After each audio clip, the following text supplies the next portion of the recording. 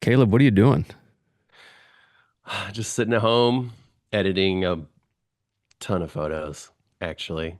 I'm editing nacho cheese today. It's pretty fun. Literally. Literally. Well, I know you're not Yeah. deer hunting because you filled the old tag that we gotta chit chat about here today.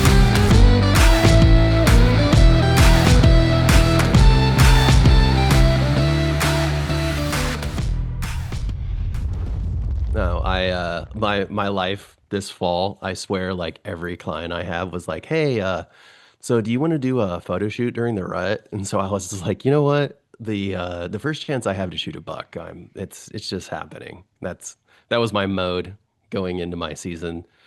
Once it kind of hit like a couple weeks ago, I realized I was like, it's game time. And honestly, like me and my buddy John Mark love hunting when everyone else is saying is the lull and whatever. It's all this pre-rut, like early mid-October type stuff. Like that, those first cold days in October are kind of like bread and butter. We've killed bucks.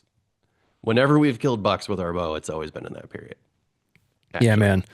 And the weather is just now getting right. But so we are back here for another episode of the HuntStand podcast for the setup. It's our series within the series that is dedicated to hunt breakdowns. So for those of you who are not familiar with our friend Caleb here, you should be, because he is the guy at huntstand.com. In our field notes, he creates all the great wild game recipes that you can go on there and get. And just an all around Renaissance man, and motivated to kill bucks by nacho cheese. Explain that one. That requires a little explanation. I mean, if baiting was legal, I'm sure nacho cheese would work because I don't know of anybody that hates nacho cheese. So, Hey, my great uncle had a doe that lived in his backyard for the longest time at my family's farm that you hunted at with me, and he mhm. called her Nacho because she had a notch missing out of her ear. So I think this is going somewhere. I think we've got something a new nacho cheese spray, sort of like cover scent. Like a more fancier version of Easy Cheese. Yeah, basically something that hardens a little bit so it doesn't just like fall off the boots. Really though, so you don't have to name the client, but as part of what you do a lot of different things, but you're a you're a badass photographer, and you specialize in a lot of food stuff. So one of your clients that we don't have to name is in the Mexican food category, and that's why you're all about that nacho cheese and getting bucks killed early. Absolutely. Yeah, no, when you have your own business, it's crazy because like sometimes you're like, do I still have a business? Like, do I still have a job? Like, what's going on? Because it's just up and down. It's really dependent on the economy or what people want or who knows, man. I mean, it's almost worse than deer hunting sometimes. But then it gets really crazy and you kind of have to say yes. And it's one of those things where I kind of relate when you listen to a podcast and people talk about having kids and trying to juggle life and whatever else. And it's like having a business is like having like a perpetual toddler where like you have no idea like what's going to happen next. And sometimes it's really good. Right now for us, it's awesome. I work with my partner Rebecca and like we, tag team and tackle a lot of stuff. And, you know, I think during the pandemic, we really got into shooting food specifically just because it was kind of like restaurants really needed us. And then as time goes on, you start tackling bigger and bigger projects. And, it's to the place now where we're working more for like ad agency level stuff. But this year we actually got to dive back into doing a little bit more outdoor content. And so I don't know, I'm kind of excited because we're trying to like push things around a little bit to like just make sure we're not doing the same thing all the time because that would just for both of us being kind of ADD, I think we would kind of not enjoy that. So the food is really fun though because like I'm obsessed with good meals. So that part of it's great. And getting to work with a great food stylist or a chef, like one of our restaurant clients used to be the sous chef at the French Laundry, which is like one of the best restaurants in the world. And like that dude, Andrew, was also a hunter. Um, and you know, it's super cool because like you just like look over their shoulder and you see like these series of things that they're doing, and you can ask them questions. And that's where a lot of my inspiration for the recipes comes from, honestly, is like hanging out with these people who are just like way better than me at cooking, and just trying to see like how much of their technique can I absorb to make my home meals better, and then also like help other people cook their wild game with, you know, I don't know, just like a little bit more finesse, or just learn one little trick from something that they can maybe apply to a different recipe. And that's, I mean, I try to add a little bit of education into the recipes, not just so I can meander and bother you before you get into the actual steps, but it's more like I feel like sometimes there's either like a cultural reference that's kind of interesting to know, or there's some sort of process thing that's kind of essential to either that recipe or another one. And I feel like that's how over time you go from just being somebody who can like maybe boil some macaroni to, you know, making a great meal. Because I used to not be able to cook. Like I was, in my family, I was the worst cook, you know. And I got into college and I had a friend who was really great, and it kind of like inspired me. And you know, you could ask Kevin how bad some of those first meals were. You know, it was like beans on beans. You know, it was just like black beans with refried beans and some cheese on top or something. So yeah, I mean, it's been a weird journey. I mean, I remember those first recipes that we worked on. I pitched the idea of going to Rodina, this restaurant that used to be in Cedar Rapids. It's not there anymore. But Sam was this badass chef who was one of my clients, and I was like, what if we got Sam to like write some recipes and do the process, and then I'll write out the steps and make it a little bit more approachable. And I've just found that to be like super fun, because it's like when you have wild game that you've spent all this time going out to kill. That was like, I think we made all that stuff with that first buck that I shot. And um like there's just a lot of meaning to that hunt, right? And so the food is just this extension of that thing. It's like a, I always say that it's kind of like a totem to the animal in a sense. Like you're saying, it's like a really big thanks you're giving to this animal who you know, died so that you can like have sustenance and survive and whatever else. And so when you make a beautiful meal, it's like this symbolic thing.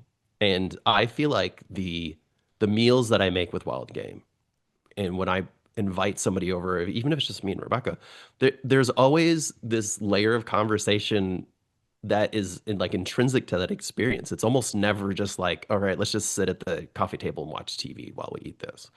There's like this sense of like, well, this is something special. This is something really cool. And when you put that effort into the meal, then like the whole experience becomes better. You know, sometimes it's just like light a candle and make sure you don't overcook your steak. You know what I mean? Like just those little things. Yeah. Or No, man, it's been awesome being a part of the progression and watching it. Since you did those first recipes for us, it's been a staple of the content that we have through HuntStand. Recipes get a ton of views, and like you said, you've really done. You kind of carved out your niche with the way that you do them, and it's exactly what you just explained. Like you're around all these talented chefs in your other side of your professional life. And so you're constantly just picking this stuff up. And like that's the big thing for those of you who haven't checked out any of these recipes. Like actually read them. Don't just jump to the steps, because Caleb does a really great job of just sharing, like gleaning these little things that you can add to your own cooking repertoire. Just little tips and tricks that he doesn't pile on too much at one time to make it intimidating. They're still very like doable recipes, but you'll learn a little something extra other than just how to cook the venison or whatever it might be when you read these things. So head to the field notes section at huntstand.com. Should be easy to find recipes right in the menu, and you'll definitely enjoy those. But speaking of the satisfaction of cooking up something that you've killed, I mean, it's next level. You can go to the grocery store and buy meat and prepare a great meal and have a great experience. But whole different level procuring that meat yourself. The HuntStand podcast is powered by Muddy Outdoors. For Josh and I, we run Muddy because it plain works. From tree stands to box blinds and the new Deviate camo and boots, it's the gear we trust every season. When you're spending long hours in the woods, it makes a difference having equipment that's built for hunters by hunters. And that's why we stick with Muddy. To check it out, head to gomuddy.com. Crossbow hunting has opened a lot of doors for keeping our hunting traditions alive. Crossbows have been great for bringing new hunters into our circle, but also for keeping older bow hunters in the field. No matter where you're at in your crossbow hunting journey, you can look to our partners at 10 Point to find the most diverse line of crossbows with the best of the best technology for virtually any budget. Head on over to 10pointcrossbows.com and use the crossbow selector tool to find your next setup. That brings us to your recent hunt and your recent haul of meat that you just brought in. You texted me those pictures of them steaks. Those are some big ass steaks off that deer. Yeah. And we had an opportunity to get together actually. What was that? A little over a month ago now? Almost exactly, yeah. September 20th, that weekend. So Caleb came out to my family's farm, which is it's my sacred place, and what a roller coaster that was, dude. I mean, there was a lot going on. There's a lot. There's a lot that happened. I mean, I missed 2 deer in a weekend, which, I mean, the most fun failure I've probably ever had. And the best part is they were both clean misses.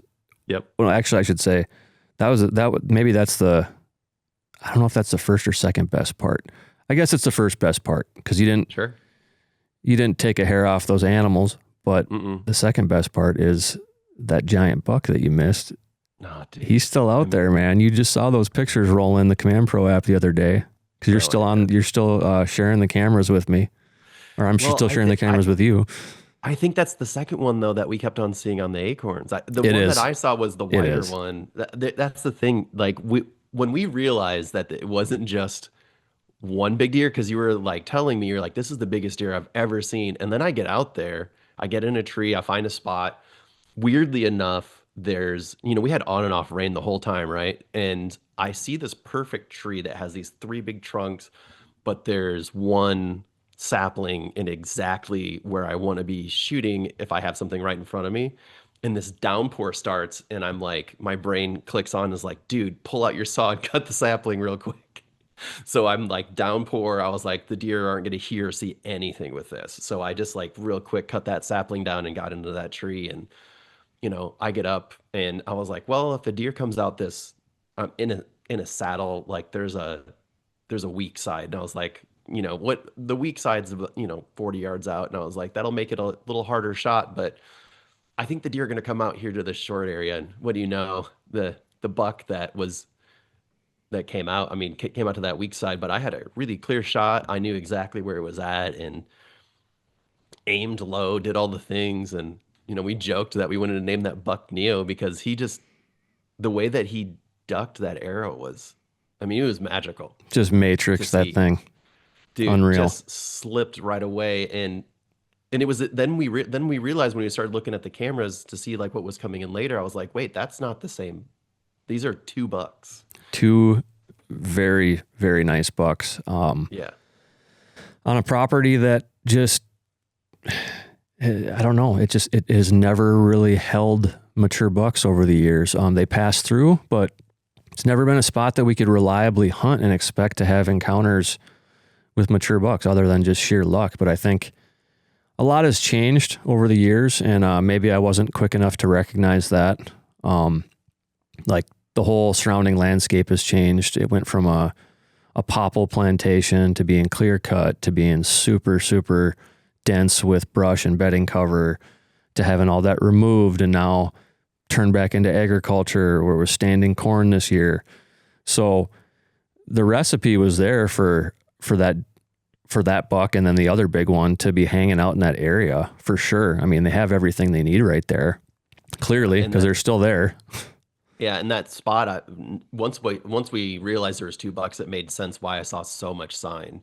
in this one area. They were both, I think that they were both going to the same area to feed, because like the reason why I even stopped at that tree, because you were telling me, hey, go to that old stand that's been up there for a while and go check out that area. You're like, I always see deer over there. It'll be like, for sure, it'll at least be fun and you'll have a high chance of seeing something. So on my way there, I just saw so much sign and just, I mean, and it had been raining, what, like for 3 days, and there was still a ton of large scat. So I was like, this has to be fairly fresh. They have to be here. So, you know, I feel like a lot of times in your mind, you're like, you know, the habitat is there. And so you'll just put a stand up, which is like what my successful hunt in Missouri was like that. It was the polar opposite of this, actually. You know, you'll see fresh sign or you won't. And it's just like, you kind of have to pick. You're like, okay, this just feel that like this has all of the elements for holding a buck. You know, it's got all the transitional cover and it has the right, like, it's like they almost want a certain height of grass and then the scrubby trees and then the big trees just past it. It's like that stair step of like transitional cover and like habitat diversity and all that sort of stuff. But when we're talking about your farm, it was like it had all that stuff, but then there was sign like right in this one spot. And I was like, I Can't ignore it. Yeah. Can't ignore both of those things coming together. Cannot ignore it. I mean, and that's the key. We actually just recorded a Geared for the Hunt episode earlier talking about my mobile hunting setup, and the moral of the story, aside from just talking about the gear I was using, just staying mobile. I mean, if you're not on the X, you're not on the X, and it can be a difference of 10 yards, 20 yards, 30 yards, whatever. But if you're not on it and you ignore that, then you're just shooting yourself in the foot. And I think a lot of people just end up doing that. And especially if they have a pre-hung set and they sit it and they don't make the little adjustment that's required. And then they just end up not ever having an opportunity. So I was really impressed. That's only the second time we've hunted together, but I was really impressed the way you went in there. And I mean, that was a brand new property. You never seen that place other than on HuntStand and aerial imagery. And like, yeah, you can look at it on the satellite map, but what was cool was you went in there. I kind of gave you an idea of what I thought, but you know, you could have made the mistake of just lasering right into where I said to go without paying attention along the way. But you're a hunter and you're a woodsman, so you tiptoed your ass in there and you paid attention to MRI, most recent information, which happened to be multiple piles of undeniable buck shit. I mean, it was crazy when I saw it. I was like, I'm taking note of this. I wanted to put something up right there, but you had mentioned this other thing. So I was like, if somebody knows a property and they give you some intel, it's like, well, you should check that out too. Like at least get eyes on it. Cause we left early enough that day where I was like, cause I needed time to walk in slow. Like I didn't want to be like just flying in, cause we were walking on the edge of that property and it's like 40 yards to what could be bedding, you know? Yeah, it's they like, can be right there. Yeah, and that's what you said. So I was like, well, I'm going to make sure that I like walk in, pause behind a tree, glass, just do the thing, because otherwise it's just like, well, I didn't want to be sweaty and I didn't want to, you know, I didn't want to spook something, because if I had a chance to stalk in on and shoot something from the ground, I mean, I would have done the same thing. I mean, it's just, it's funny you say that. Know. It's funny you say that because before we jump to what we're really here to talk about, which is your recent Missouri hunt. Yeah. Man, how many times have I walked with a bow or a crossbow or a gun at the ready, thinking I might shoot something to or from my stand, and it just has never happened. It's never happened. Yeah. And then the week after, I went back up there to go hunt, and sure enough, I was hunting a different spot, walking in, had a very strategic route for how I was getting in there. I went in through a dry creek bed, popped up, only had about 40 yards to get to this very particular aspen tree that I had in mind where I wanted to hang my set. Walking in there, I generally don't walk with my crossbow cocked, and you're really not supposed to walk with an arrow loaded in a crossbow for safety reasons. Right. But if I just even would have had that crossbow cocked, I walked up, and the very tree that I was heading to had the very buck that I was hoping to encounter. And he was laying there in front of that tree, and we locked eyes at 20 yards. And it was 10 or 15 seconds, which is an eternity. And of all the times he was broadside standing there, I definitely could have shot him. Right. From the ground walking in. From the right where you wanted to go. That's like incredible that he was like literally at the base of the tree. He was literally at the base of the tree, and like, even though I feel kind of cool, because it's like, oh, you knew exactly where to, like, you had that figured out. It's like, well, I don't know. I had it figured out too good, I guess. I didn't know exactly where he was going to be. I was that was a staging area. I was hoping to catch him coming in the evening, walking through, and it's a staging area, but it's also suitable bedding cover, clearly. Right. So that's where he was. You walked right into his bedroom with... Dude, he was beautiful. Chocolate antler. I don't know who was more freaked out, dude. We locked eyes, and he was just like, "Are you kidding?" He's like, "Really?" And I was like, "Really?" And then he's like, "Piss off!" And he stood up and he bounded out of there. And so, some people do the old the bump and dump or bump and hunt technique on purpose. You've seen a lot of videos and articles about that over the years. Sure. It's not something I've ever done on purpose, and I didn't do it on purpose that evening, but my first instinct was like, well, that was the buck I was looking for. So I was like, I started to turn around, and I'm like, I'm going to go hunt somewhere else. I'm screwed. And then I was like, well, maybe there's a chance he'll come back, because especially when it's their first encounter with a person during the early season, they get curious. And I've seen that happen before with deer, where they'll come back and they'll investigate. But the core, the main part of a bump and dump strategy is you need to be able to bump and then dump downwind of where you expect that they're going to come back. And because of the way this laid out, I wasn't able to do that. There was a really, really thick piece of woods behind where that aspen tree was, which was downwind. And there was, it's wall thick. Like, you have to walk in there sideways and bust through stuff. And there's a lot of areas you can't even get through at all. It's so thick, but they love it. And so I set up hoping for a stroke of luck. But those things are just way too calculated, man. And I kid you not, 45 minutes later, downwind of me, I heard a deer stomping. Yep. He came back. He came back to see what had happened. For him, it was a fluke incident. And then he came in there, started stomping. He actually did end up blowing a couple times, and I'm sure it was him. It could have been another deer, but I'm sure it was him. Yeah. And he bounced, and we've had some other bucks on camera in there, and I hung a camera he had beds all over right there, one after the other. He hasn't been back. That was a month ago. Hasn't been back. So amazing. Yeah, he caught you. We haven't seen that wide guy, right? Like, has he come back since? Like, he came back later. I guess he did a couple days later, but I wonder where he bounced to. The big boy that you missed came back. He gave us a couple glimpses not long after. Right. And haven't seen him since. That other really nice buck has been in there. In fact, I think he's in there right now as we speak, laying there. Probably. And I might hunt him this weekend. I've got my eyes on another deer now. I don't know if I've showed you yet, but you've been sharing a few pictures in that group chat from the camping adventure. Well, there's a giant with he's got split brows on both of his brows. Oh, nice. I don't usually name deer, or most of the time I don't. Not for any reason. I just generally don't. Just don't do it. Yeah.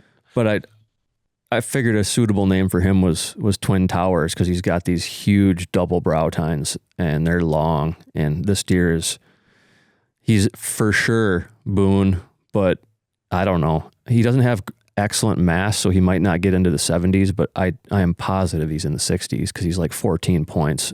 Oh, wow. Huge double brows, wide, tall tines, just a menace. And he's in a different property, so I'm gonna try to hunt him tonight over a decoy. I got a south wind, sets up perfectly for a spot. But this episode is brought to you by Stealth Cam, delivering industry-leading trail cameras built for serious hunters. When it comes to monitoring food plots or patterning deer, Stealth Cam gives us the clarity, reliability, and tools we count on season after season.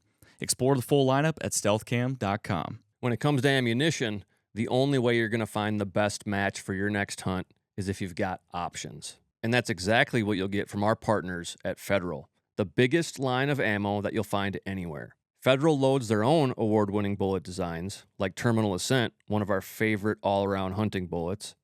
And you won't find any shortage of time-tested favorites like the Nosler AccuBond, all-copper Barnes bullets, or even the Sierra Game King. And if you're one of us who enjoy the benefits of shooting a suppressed rifle with a shorter barrel, check out the groundbreaking 7mm backcountry. It's a proprietary cartridge design from Federal that achieves maximum performance, even from shorter barrels. Get loaded up for your next hunt at federalpremium.com. Enough on all that. Let's talk about your setup for this recent success you had. So let's just start by describing to people what this area looks like from a kind of a zoomed out level, and then down, get more granular as you get into the story. And then for those who are watching the podcast, we're going to put up some screen recordings from HuntStand to show what that area looks like. At least as if you're comfortable to do that, we'll do that. Yeah, or maybe we'll do a similar looking area if we have to. Well, the area is pretty great. It's one of the things that me and my main hunting buddy, me and John Mark, we kind of approach deer hunting the way that a lot of people kind of approach elk hunting, where it's like we hunt a lot together in tandem or 100 yards apart from each other, and we just kind of view the collective success as like being like really important. We help each other pack each other's animals out. We quarter things in the field so we can just walk as deep as we want, all of that. And so one of the things that we've found to be like really important, that's kind of like a core thing that we look for, is first we'll look for water sources. So this is a spot that, is close to a really big river, and there's a marsh off of this river that, gets flooded during different times of the year. So actually, like each season that we've hunted there, it's been wildly different. Like you would I don't know, it keeps you on your toes. Cause like spots that are our normal walk-ins, when we walked out through that, it was like 8 foot tall stuff. So basically where there's like a bunch of ag around it, and then there's some ag in the middle of this area that it kind of becomes like a good food source, because like it's far enough from the road that the deer feel like kind of comfortable in coming out and feeding in it, which makes it kind of special. It's rare to find that on public land, but there's a few spots actually that we hunt in Missouri that are kind of like this, where there's some ag that's kind of like off the main road, and then the backside of the field will like kind of drop off. And where that drops off in those back corners, if the deer can't see a car going in, or where the tractor would come in, or whatever else, I feel like those parts of those fields on public become kind of like the spot where, the deer will disappear everywhere else, but at last light or just after last light, they'll still come out in those spots. And so what we've started looking at is, on this, we were like, okay, something we've noticed everywhere that we hunt is 200 to 400 yards off of a main food source is kind of where we look for buck bedding. And we'll just kind of just use that and look around e-scouting and like on a big view and say like, what's some really thick cover? And then in February, when it doesn't matter, that's what we did this last year. We were like, man, this looks super thick. Let's go check it out. And we went into this area. There's like the crops, and there's like a little marsh area, and then there's like a CRP field with in the middle of, when I say CRP, it's like a more of like just like a meadow with tall grass, prairie grass, whatever, surrounded by trees. And so we were like, let's go to the side that's the furthest from the food, but it's still within like 400 yards, and it has thick cover. So we walked through there, and even in February, I mean, we were struggling to get through some of this stuff. I mean, it's the thickest, nastiest. I mean, you get further south. You know, I grew up in Iowa, and bumped around the woods there, and yeah, there's brambles here and there, and maybe there's some tall poison ivy here and there, but this is this thing that starts to happen in Missouri where like you just kind of hate your life trying to scout and walk through stuff. And those spots that get thick like that, as long as there's like a way in and out of it, that thick cover really makes those mature bucks feel safe.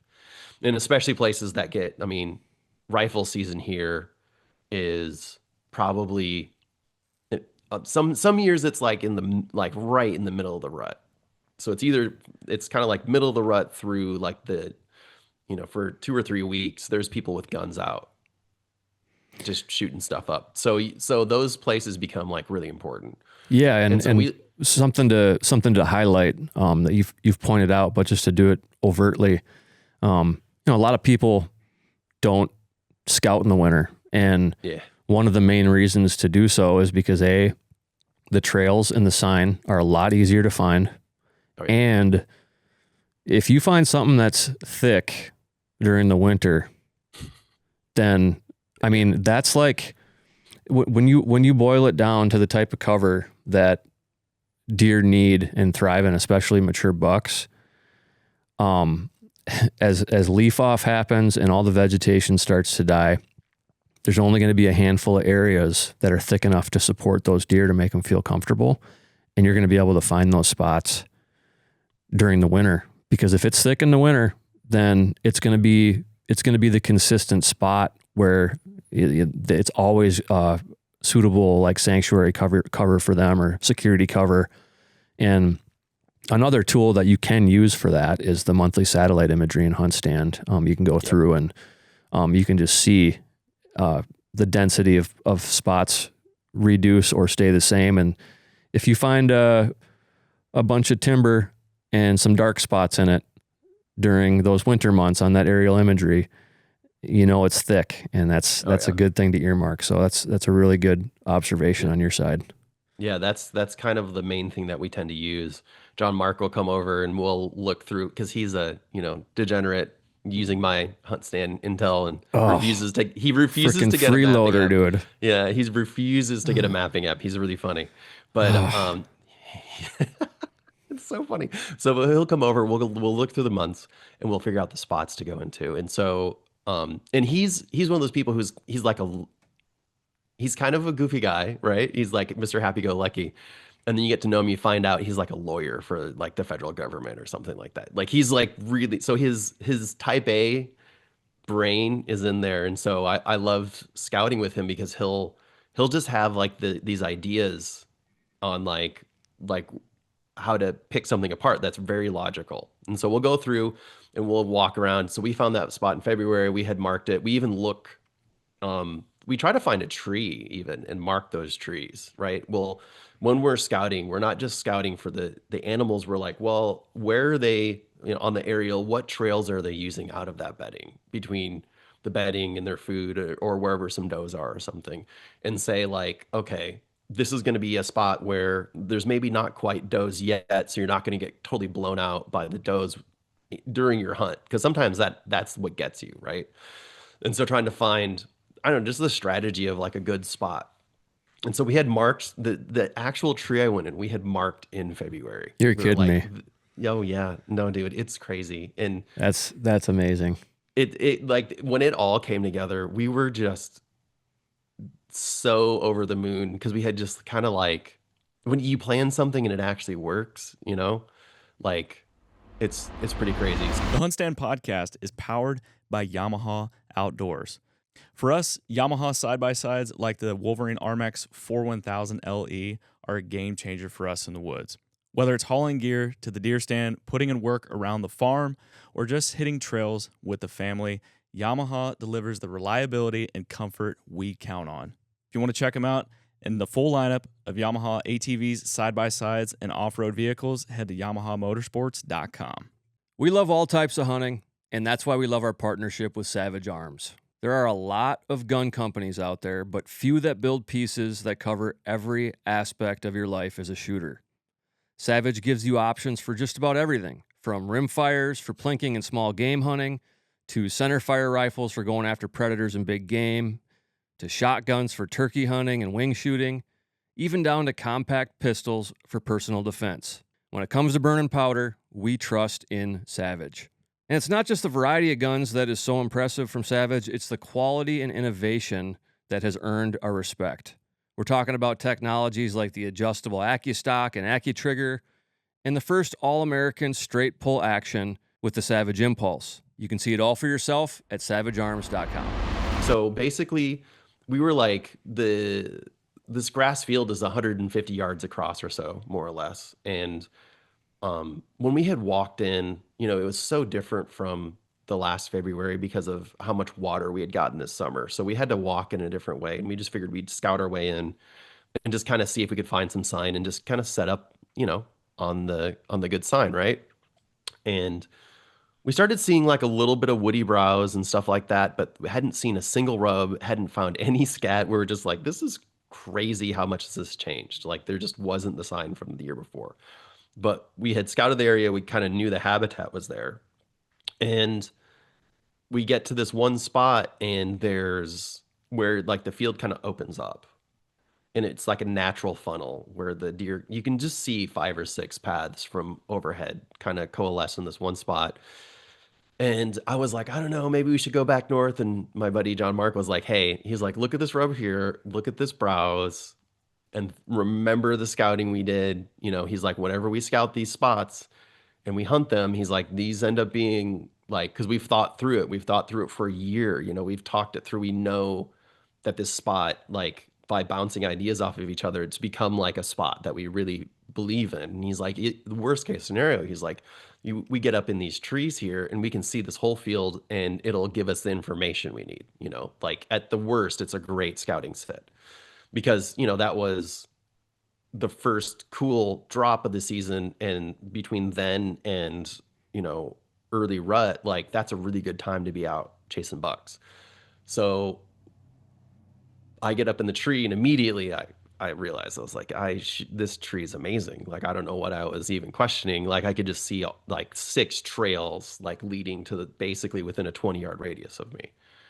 And, probably at 5:30, we always have a thing where we like text each other and be like, all right, when we're going to see the first deer? And we'll always make bets on like when the first animals come out.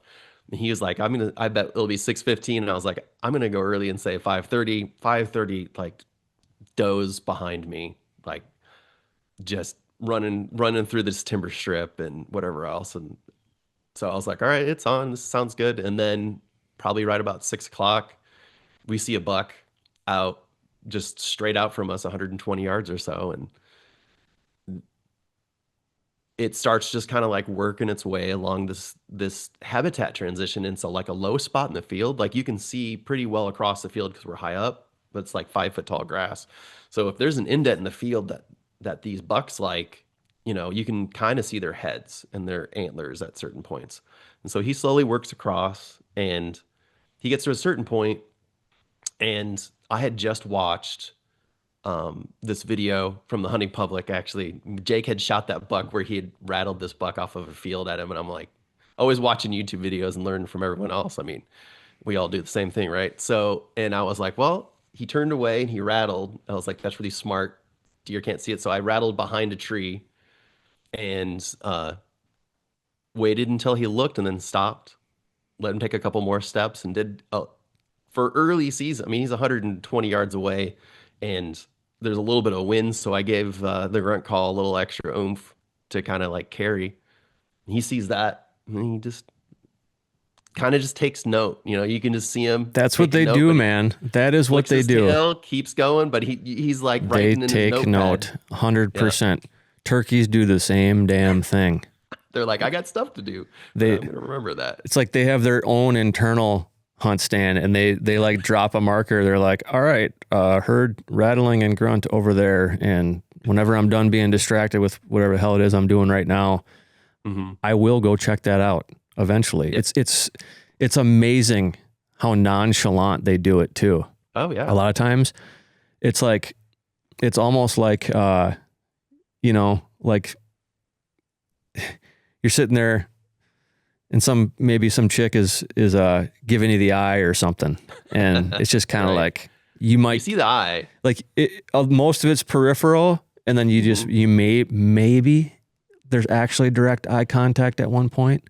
Oh, and then you're just like, you know, yeah. but Right.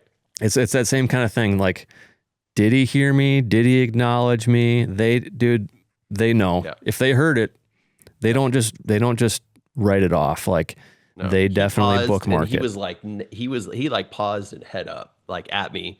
And I was like, oh crap, I need to like not move at all while he's looking Yep. this direction. Yep. You know, I have good cover, but still I'm like,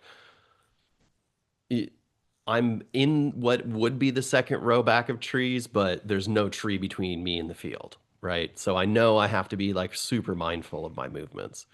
And so he walks up, and it turns out this other buck comes, like we see him go in this lower area, and we're like, oh, he's just bedding down there. And all of a sudden we start hearing rattling, and we see two sets of antlers locked in, and they're going after it for 15 minutes probably. And so then I rattled again. And so then they head back the other direction, both bucks. One peels off. And that first buck that we rattled, he gets almost kind of back to where we first saw him. And I see him jump and do a 180. And this big, like, I don't know, 5-year-old he's probably at least a 150 or so. Really? Come out. Oh yeah. A really nice deer came out, like, and it made him just jump in the air. Cause he came out bristled, just like Kool-Aid man through the bushes. So we watched them lock up for a bit. And then while that's happening, you know, I'm rattling a little bit more, and they would stop and take notice, and they'd go back after it. And I was like, this is great. And then we hear more. It sounded like, to me, that my hunting buddy fell out of his tree because of how much commotion there was in the grass between us, kind of over in his direction. And he couldn't see them, I couldn't see them. And then we heard grunting over by, like, that started tearing up over there. And then there was the bucks that were fighting, but we could hear two more. And we were like, is that a hunter over there? Then we end up seeing other bucks running kind of like straight to our west. And I mean, and this is over the span of like an hour. I think we counted 8 bucks, because it's just like that big bachelor group is in this one area, and they're all sparring for like this high value cover, right? They're like, Yes. I want this corner of the field. Yes. The test dot, like they'd been hanging out together. Oh yeah. And the conditions were such Yep. that it was time to start sorting things out. And we gotta actually watch it, which is just, I mean, that's why when I texted you, I was like, this is a hunt of a lifetime, even if I don't shoot anything.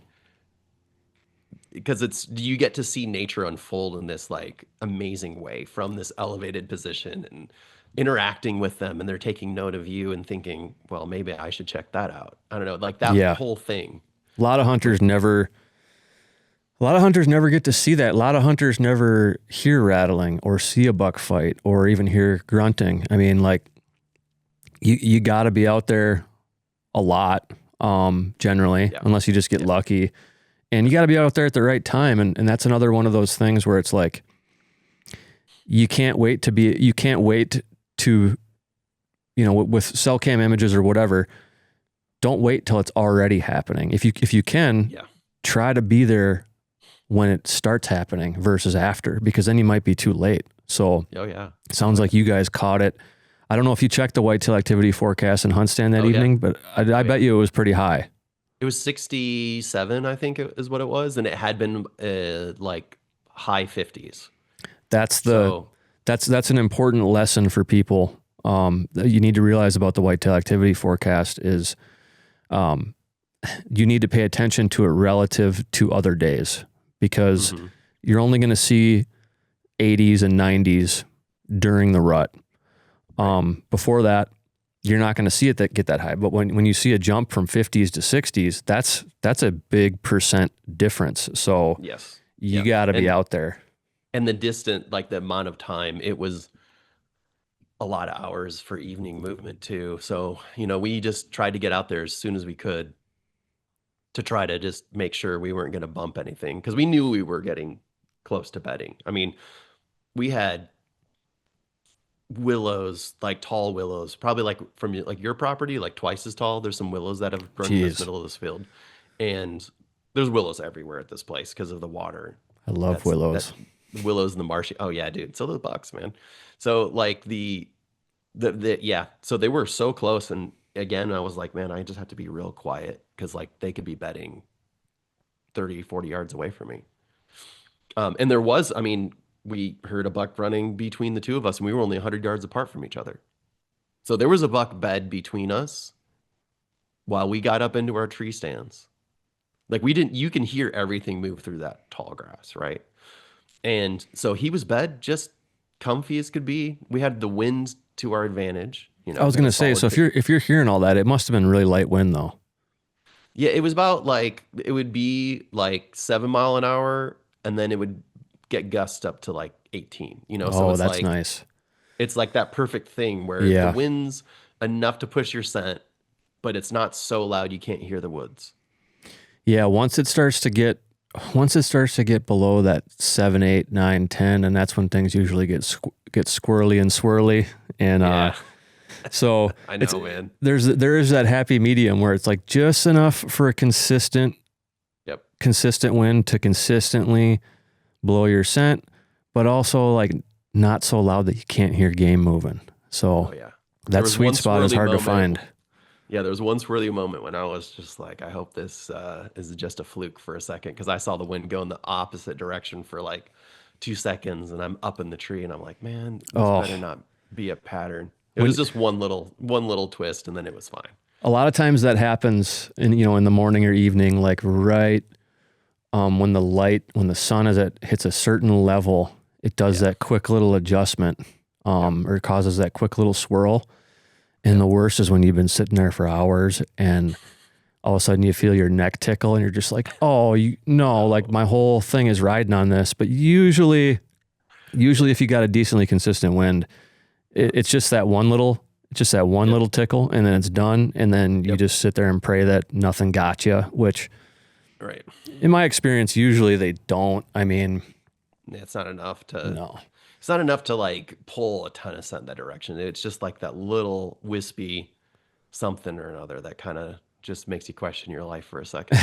Well, a lot of times it's actually so fast that it happens, and then the consistent wind from the proper direction comes back so fast that like it probably only swirled out like 10, 15, 20 yards, and then it's automatically pushed right back by the wind that you expected. So it's not always game over, but it can be. No, I dropped some milkweed, and I watched it go towards the field even, and then like the wind took it and threw it south. So I was like, all right, there's enough west still happening to that I'm still in the game. So good wind, nice little wind. Yeah. You just be a good little wind boy.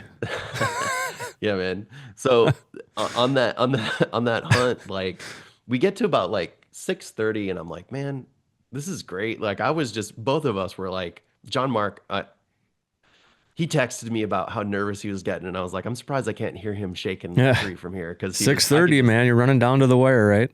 Yeah, running down to the wire, and he's getting all I mean, we're both super fired up, because I mean, the amount of action that we saw is just incredible. And lo and behold, 2 bucks just start making their way straight for us. And both of them were like, this area, because of the incredible habitat that's available, and the amount of ag around it, and the amount of food, the amount of water, all the things, it's just a good spot for a deer to live. Even the 2-year-olds are like a 3-year-old somewhere else, just body weight wise. So like for me, like I just want a lot of good meat, honestly, and I want to shoot a deer that's a decent age. It's had some time to grow, and I see both of these. One of them that's smaller, that's the second one. So I was like, all right, good. The one with the little bit more maturity is in the front too. So Dude, the it's thing about probably, those Magnum 2-year-olds, yeah. they can mess with your head Oh because, yeah. especially if you hunt in an area, spending a lot of time hunting in an area where your 2-year-olds look like the quote unquote standard 2-year-old, like, you look at Yeah. how to like judge age on the hoof by looking at body shape and size and all that kind of stuff. And in most areas, it's pretty obvious, Right. even if they've got decent nutrition. But then you get into those spots where you get those Magnum 2-year-olds that are just well fed all year. Yeah. And then you're like, wait a minute, Yeah. is it a 2-year-old or is it like an 8-year-old who is on the decline? Or maybe it's just an older deer that didn't have the right genetics to grow a big rack. So it's like, it can be difficult to judge those things based on body, but the most important thing is in judging it is, how is it making your heart pump? And these guys, I mean, the whole hunt was getting me crazy. And, I last year was really picky and didn't shoot something with my bow. You know what I mean? Like at all season. And I just told myself, I'm like, Missouri is one of these states where I get 2 buck tags. If I don't shoot a buck, like if I just get 1 buck down and just kind of get the ball rolling for myself, I still have another chance to kind of like chase some antlers if I want to chase something bigger, And it's just kind of like I should just, because I'm trying to step my way up through the experience of hunting where I'm like, is it fun? Do I want to push myself to try to hold out for something a little bigger? Well, make it a stepping stone each year where I just kind of like, I don't need to make a big jump. I don't need to shoot a 180 or something and be like, I'm just going to hold out for that. Because I've seen some big deer on public here in Missouri, actually, on 3 different areas. Like I've told you, we've seen really big deer. We're finally to the place via all the scouting we've been doing over the last 3 or 4 years, man. I mean, we're just into big deer. But at the same time, like what you're saying, I mean, what gets you fired up in the moment? Like what deer does your heart say? And this sounds cheesy, but it's like, what does your heart want? You can't deny that, right? You Dude, gotta completely. you gotta shoot the deer that you want to shoot. And these 2 bucks come in and I was like, man, I'm gonna shoot the first one that walks within 20 yards, because both of them are those kinds of bucks that have a lot of great meat on them. And I've been given the show, and I feel like if this actually works, like where I call to a deer and it goes 100 yards, 150 yards across the field to come check it out, that will feel really great. Thinking back to, your brain's not making all those steps, but when I think back at it, that's where I'm at. And he walked in, it was like a main trail, and did the buck thing where they take the trail that's 10 yards off, and Of course. but it's still 20-yard shot. And he walked through enough cover where I could draw, and he had no idea until I meeped it. Like I made that sound, and he like actually picked up his front paw like a pointer. like a pointing dog. He like turns and he like picks his paw up and he's like, what? That's funny. I wonder if he was getting ready to stomp his interdigital gland into the ground to let everybody know that something wasn't right. Oh yeah, he was. And that was the other thing, is like on that hunt, it was kind of like, if I don't shoot these first 2 bucks, they're going to walk into my wind within a minute or 2. And if that happens, even if that other, and it's already 6:30, you know what I mean? Like we've got, or 6:40 by the time they got there. So there's not a lot of time. I'm not going to sit and wait and try to shoot a mondo like with barely any light to see your pins. I just don't like doing that. So yeah, took a shot. He turned and they both bounded off. Like the one behind him, I think he was still 40, 50 yards out. And they all took off. I think he ran 30 yards into the grass and laid down. I couldn't see him, but I could see the grass moving and hear him cough and watch the final shakes, and exactly what you want. Yeah, man. Especially after going through what you went through at my family's farm. Yeah. And yeah, just missing, just straight up like nothing. Like it was just one of those things where it felt good. It worked. All of the practice that you do with a bow to be accurate, like You get in the tree stand and it's like your brain forgets what to do. Because I remember I'm at full draw and I actually had to close my left eye, which I shoot with both eyes open because I couldn't, I'm somewhat ambidextrous. And so I had to force my right eye into looking through the peep. Like, like these are all the things that start to fall apart when you get in that tree Yep. stand and you get a buck you want to shoot. Your brain is just, I don't know, man. So that all that practice and a little bit of it kind of, I think it helps that they walked across the field and I could like have the adrenaline jump when they're at 100 yards still. Yes. Yeah. Yeah. You had kind of leveled things out with Yeah. because that adrenaline can do crazy things. Yeah. I mean, it's still there, but yeah. And after he passed, the second one came back in and hung out to check the area. And I have video I sent, like in that video string I sent you, there's a section where he walks in and I have a minute of footage, but I mean, he stood there for 3 or 4 minutes until I got out of my tree, just checking the area. He was eating and he was checking out where that other buck was. And he had his tail down. He could tell something had happened, but he didn't run off, just kind of hung out. It was really interesting. Sometimes it's like, sometimes you just, they're so turned on that, I mean, you can't get them to do anything you want. And then other times like that, it's just like, you feel like you could throw a rock at them. I know. That's what I was telling John Mark. I was like, I like, do I need to throw a rock at this deer to make him go away? It's like, I want to get out of my tree. And that's a good problem to have if you got to shoo them off. Yeah. So once I turned on my red lamp, he like looked up and then took off. HuntStand offers the very best in mapping, e-scouting, and even gear savings. And the best membership level that you can get through HuntStand is the new HuntStand Ultimate membership. We've got activity forecasts for whitetails, mule deer, elk, and blacktails, and we've got rut maps for all those species as well.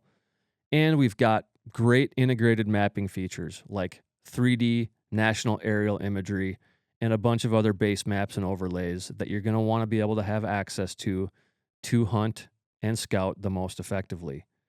On top of all that, as a HuntStand Ultimate member, you can get up to 50% savings on great gear from some of the top hunting brands.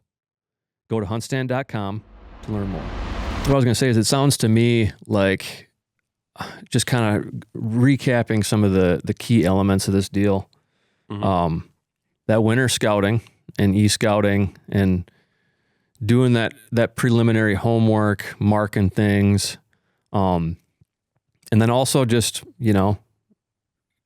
having the confidence that fresh sign is the way to go, which I think your buddy helped you a little bit on that, which is a really nice thing about buddy hunting, especially the way you guys do it. That's really cool, man. Everybody in it for everybody. And if you can hone in on an area like that and be able to hunt close enough where you're each getting different potential opportunities, I mean, you're kind of surrounding them in a way. And if you can find spots like that lay out where you can do that effectively, that's super cool. In fact, I'm thinking about my hunt this weekend. I'm about to do with my brother, and we got this big buck that we're looking at. And I think if we're smart about it, we're going to actually be able to hunt the same deer on the same property. That's awesome. Because we don't know exactly what he's doing. We just know he's there. So that's a really fun way to go about it. And you're all in it for the same reason. Yeah. And the thing is, it increases the chances of success in a certain way.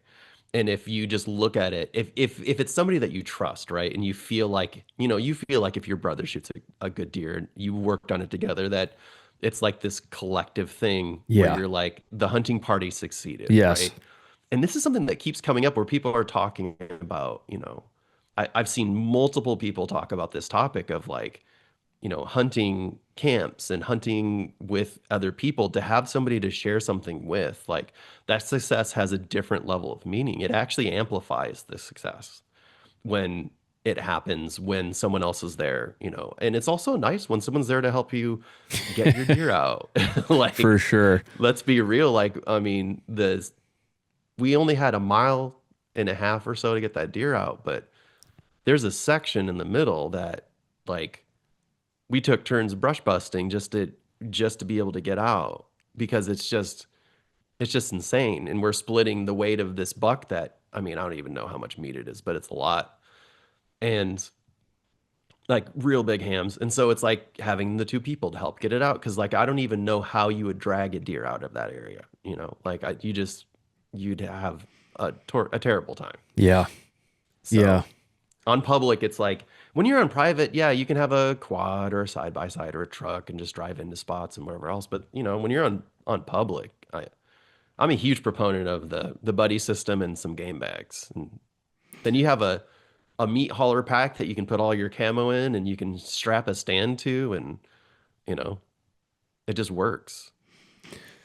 Yeah, man. Actually, last week I was out. I was just out mainly to go hang some cameras, but I sat in a really like third, fourth rate spot just because I didn't want to burn up any other spots.